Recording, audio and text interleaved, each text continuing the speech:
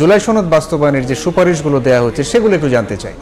আপনি জানেন যে জুলাই সনদ কিভাবে বাস্তবায়ন হবে তা নিয়ে রাজনৈতিক নানা ধরনের অনৈক্য ছিল এবং জুলাই সনদের যে বাস্তবায়ন যে কমিটি করছে জাতীয় ঐক্যমত্য কমিটি কমিশন তারা আসলে বলছে যে তারা একটি বসে এটা সুপারিশমালা তৈরি করে দেওয়ার কথা ছিল এবং এই কমিশনের মেয়াদ ছিল 30 অক্টোবর পর্যন্ত। আজকেই তারা প্রধান উপদেষ্টার কাছে বাস্তবায়ন কিভাবে হবে তার 16 অনুচ্ছেদের তারা যে একটি সুপারিশমালা দিয়েছে, যেখানে মূলত দুটি বিষয়কে তারা যে বিকল্প হিসেবে রেখেছে এবং দুটি প্রায় কাছাকাছি একই এবং তার বাস্তবায়ন প্রক্রিয়া একই প্রায় বলা চলে।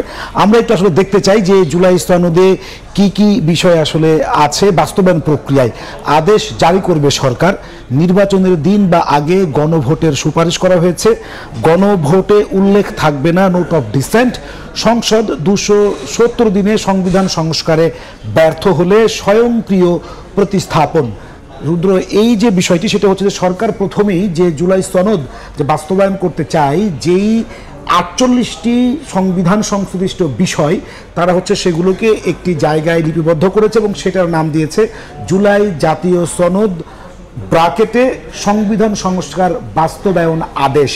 এবং এইটার মধ্যে এই 48টা বিষয় তারা ইনক্লুড করেছে এবং তারা একটি শিরোনামে নির্ধারণ করে সেটিকে গণভোটে দেওয়ার কথা বলছে। মানে এর পরের ধাপ গণভোট। সেখানে গণভোটটাতে হবে কি একটা মাত্র প্রশ্ন থাকবে যে সরকার জুলাই সনদ বাস্তবায়ন করতে চাই, আপনি এতে রাজি কি রাজি না। যদি হ্যাঁ হয় তাহলে সেটা এর পরের ধাপে যাবে, আর যদি না হয় তাহলে সেটা সে প্রক্রিয়া আলী রিয়াজ যিনি কমিশনের সহসভাপতি তিনি বলেছেন সেই প্রক্রিয়া সেখান থেকে স্থগিত হয়ে যাবে যদি গণভোটের সংখ্যাগরিষ্ঠ না হয়।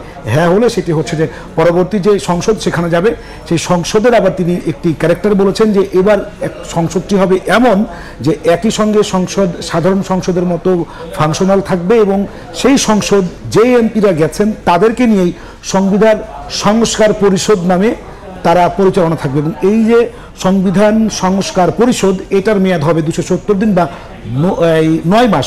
এই 9 মাসের ভিতরে তারা এটিকে আইনি ভিত্তি দেওয়ার জন্য তারা সেখানে যে বিচার বিশ্লেষণ করে সেটিকে তারা আইনি ভিত্তিতে দাঁড় করাবেন। যদি তারা সেটাতে ব্যর্থ হন তাহলে স্বয়ংক্রিয়ভাবে সেই জুলাই জাতীয় সনদ অটোমেটিক্যালি সেটা যে আপনার সংবিধানে প্রতিস্থাপন হয়ে যাবে বলে তিনি জানিয়েছেন এই তিনি সহসভাপতি।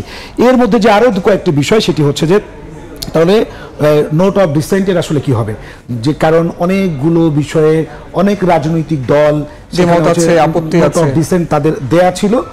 আমরা কমিশনকে আমি আজকে সেই সংবাদ সম্মেলনটি কাভার করেছি এবং তাকে প্রশ্ন করা হয়েছে যে অনেক তো নোট অফ ডিফেন্স কারো অনেক দ্বিমত আছে, সেই বিষয়গুলোকে যে আপনারা কিভাবে ডিফাইন করেন বা সেগুলোর সুরাহা কি। তিনি বলেছেন যে সেগুলো নিয়ে জনগণের কাছে তার ব্যাখ্যাটা এমন যে আপনি নোট অফ ডিসেন্ট আপনি নির্বাচনী ইস্তেহারে উল্লেখ করবেন যে আপনি ক্ষমতায় গেলে এগুলো বাস্তবায়ন করবেন, জনগণ ভোট দিলে সেই ব্যাপারে বিবেচনা করা।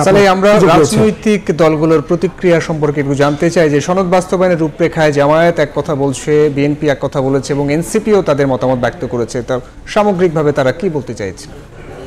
এই মুহূর্তে আপনি জামায়াতের তাদের যে দাবি তারা বলছে যে নভেম্বরেই তারা গণভোটটা চেয়েছে।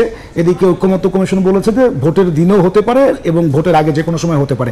আবার জামাত এইটাকে স্বাগত জানিয়েছে। সনদ বাস্তবায়নের রূপরেখা এবং বাস্তবায়নের সুপারিশকে স্বাগত জানিয়েছে জামায়াত এবং এনসিপি। এদিকে নোট অফ ডিসেন্ট বাদ দিয়ে অনৈক্য তৈরি করছে কমিশন, এমন অভিযোগও করেছে বিএনপি। তাদের এই মিশ্র প্রতিক্রিয়ার ফলটা কি হতে পারে? এটা কিন্তু রুদ্র আজকের না, একদম শুরু থেকেই কিন্তু জামায়াত, বিএনপি এবং এনসিপি এই ভিন্ন ভিন্ন অবস্থানে কিন্তু আগে থেকেই ছিল। জামায়াত কিন্তু আজকেই নতুন দাবি করছে না যে তারা নভেম্বরে ভোটটা চান, গণভোট, সেটা কিন্তু তারা অনেক আগে থেকে বলছে এবং বিএনপির দাবি কিন্তু একই দিনে হতে হবে, সেটা কিন্তু অনেক আগের। কিন্তু আজকে যেটা বিষয় সেটা যে অনৈক্য তৈরির একটি কথা কিন্তু স্থায়ী কমিটির সদস্য বিএনপির সালাউদ্দিন আহমেদ তিনি কিন্তু সেটি অবতারণা করেছেন, যেই কারণে ফ্যাসিবাদ বিরোধী যে ঐক্য ছিল জুলাই সনদ সবাইকে ঐক্যবদ্ধ করার বিপরীতে সেটা আবার অনৈক্যের জায়গায় তৈরি হবে কিনা এমন বিষয় কিন্তু রয়েছে। আমরা একটু দেখতে চাই যে কোন দল এই বিষয়টি নিয়ে তারা কে কি বলছে সেগুলো ধরে একটু কথা বলতে। আপনি দেখছেন যে সনদ বাস্তবায়নের রূপরেখাকে স্বাগত জানিয়েছে জামায়াত এবং নভেম্বরে গণভোট চায় জামাত, সেটা আমি আগেই বলছি।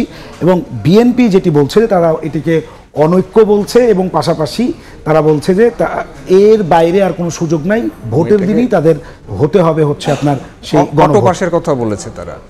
হ্যাঁ, কারণ অটো বসার কথাটা তিনি এই কারণে বলেছেন যে যেই সংবিধান সংস্কার যেই পরিষদটি গঠন হবে নতুন সংসদে, আগামী সংসদে, সেই সংসদে যদি সেটি 270 দিনের মধ্যে তারা ব্যবস্থা নিতে না পারেন, সেটাকে যদি এক্সিকিউশন করতে না পারেন, সেটা অটোমেটিক্যালি সেটা স্বয়ংক্রিয়ভাবে সেটা আসলে সংবিধানে প্রস্তাবিত হবে। এটিকে তিনি আসলে মিন করেছেন যে অটো পাশের আসলে সুযোগ নেই, কারণ সার্বভৌম ক্ষমতার মালিক জনগণ, তার কাছে আসলে যেতে হবে। সুতরাং তিনি যেই পরিষদের কথা বলছেন তাদেরকে আসলে কার্যকরভাবে কাজ করতে দিতে হবে এবং তাদের সম্মতি আসলে লাগবে, সেটা হচ্ছে বিএনপির। আমরা যদি একটু এনসিপির ব্যাপারটা যদি দেখতে চাই, তারা আসলে এনসিপির কথা আমি একটু আগেই বলেছি। এনসিপি বলছে যে তারা ডক্টর মোহাম্মদ ইউনূসকে এখানে সিগনেচার করতে হবে এবং জুলাই আদেশে বাস্তবায়নের সুপারিশ স্বাগত জানিয়েছে। জামায়াতের মতোই পর্যালোচনার পর এই কথাগুলো আসলে আগেই বলা হয়েছে।